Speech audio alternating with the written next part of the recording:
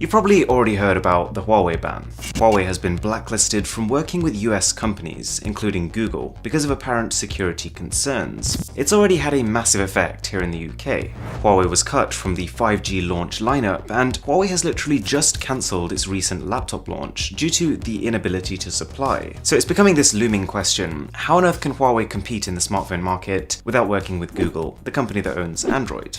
It all starts in a villa in Shenzhen in 2012, where behind closed doors there was a top secret meeting with a group of high-level Huawei executives. They decided there and then that a new proprietary operating system should be built, presumably because the company was growing rapidly at the time and they couldn't let their entire fate rest just on Android's shoulders. Within months, they created a specialized zone inside the company to work on this project, internally known as ArcOS, completely top secret at the time.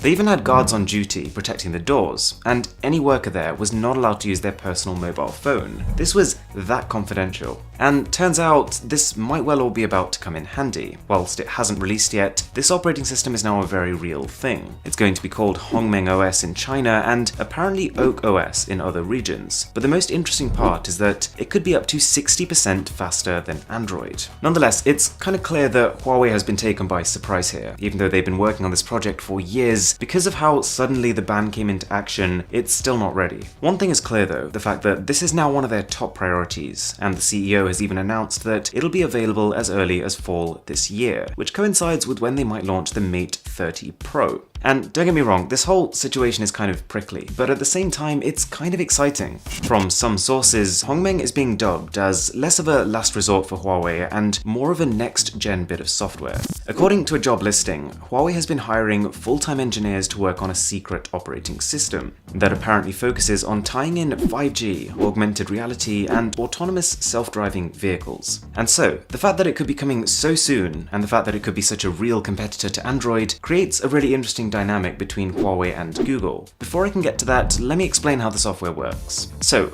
Huawei can't do business directly with Google, but take a look at this, one of the apparent early screenshots of this operating system. You can see that the weather app is compatible with the Android Green Alliance. So it's not Android, but it's looking like it's at least in part based on Android and can run Android apps. This is Android without Google services, so no Google Play Store, no Google Maps, and no Gmail, plus no security updates from Google or Google Play Protect, which all sounds pretty unappealing, but if any company can work around it, it's Huawei. Take a look at this. It's called Aptoide. Aptoide is an alternative Android app store with over 800,000 apps. And if something like that can exist, then Huawei can sustain one too. They actually already have a store called App Gallery, and funnily enough, they've just started emailing developers to ask them to move their apps onto it. And I reckon a lot of them will just do it, because Huawei sells millions of phones, and developers don't want to miss out on that market. Besides, because Hongmeng OS can run Android applications, nothing needs to be recoded. They literally just need to get their application and upload it onto Huawei's store. What is potentially even more interesting is that apparently Xiaomi, Vivo, and Oppo are also testing Hongmeng OS on their phones. Maybe they also want to diversify, the same way that Huawei did, and to be fair, if the operating system is as fast as Huawei is claiming, then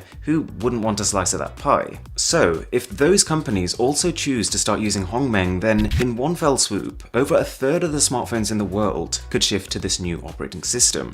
But here's the crux of the complication. Google doesn't want this to happen. Google does not want Huawei to have its own operating system. Google does not want Huawei to have its own store, because this creates fragmentation. As it stands, apart from iOS, Google has an almost complete monopoly on smartphones. Pretty much every single phone runs on Android, and Google makes money from it. It makes money from the Play Store, it makes money every time someone subscribes to Google Play Music, and it makes money from the adverts inside Google Maps. And so, right now, Google is actually trying to convince the US government that instead of actually saving themselves from a security risk by banning Huawei, they'd actually be putting themselves in one. Their logic is that if Huawei starts pumping out devices with a completely new operating system, then these phones would be more vulnerable to malware. They won't have Google's protection in them. Let's say then that you're in the US on your Samsung phone and you send a message to someone in the UK who's on a Huawei phone infected with malware. In that scenario, there's a pretty good chance that your message can be read by any malware on that device. So even without using the Huawei yourself, the security of the whole mobile phone ecosystem could be at risk. That doesn't mean this would be the case, it's just the argument that Google is using to try and stop Huawei. So, the way I see it, there are three possible outcomes to this whole situation.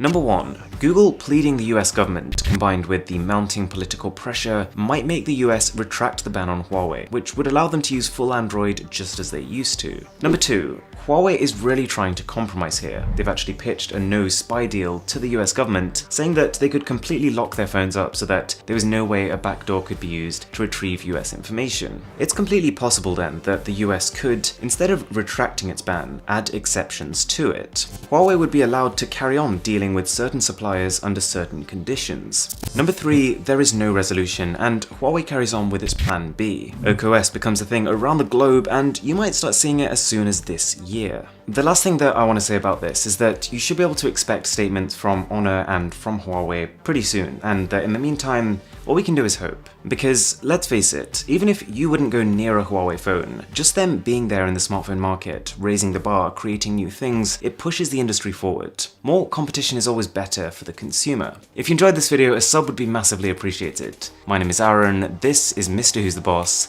and I'll catch you in the next one.